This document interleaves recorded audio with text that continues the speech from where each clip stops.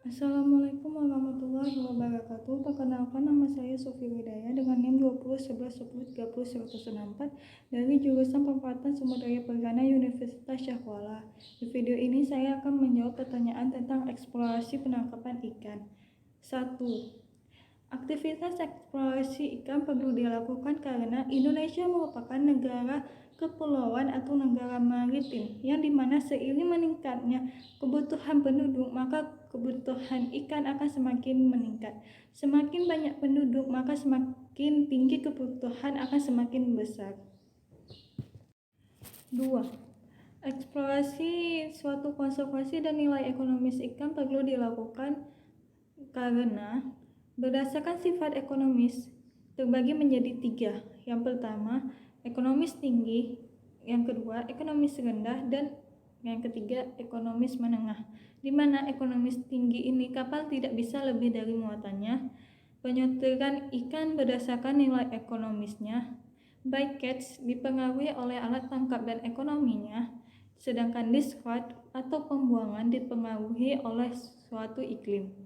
Berdasarkan analisis, ekonomis tinggi dan ekonomis rendah terbagi menjadi beberapa kriteria. Yang pertama, permintaan pantai. Kedua, jumlah terbatas. Ketiga, usaha penangkapan. Keempat, kandungan gizi. Kelima, faktor musim. 3. Nelayan tradisional tidak menggunakan teknologi dan tidak bergantung pada peralatan yang lebih modern. Peralatan yang digunakan masih relatif sederhana dan sifatnya jauh lebih aman untuk lingkungan. Nelayan tradisional menggunakan perahu kecil untuk berlayar, dan sedangkan untuk menangkap ikan, nelayan tradisional menggunakan jala atau jaring.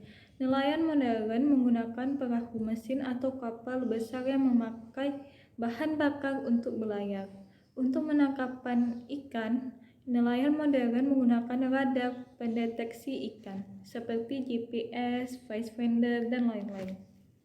4. Dugaan adanya daerah penangkapan ikan di suatu perairan dapat dilihat dari indikator hasil tangkapan dan faktor oseanografis.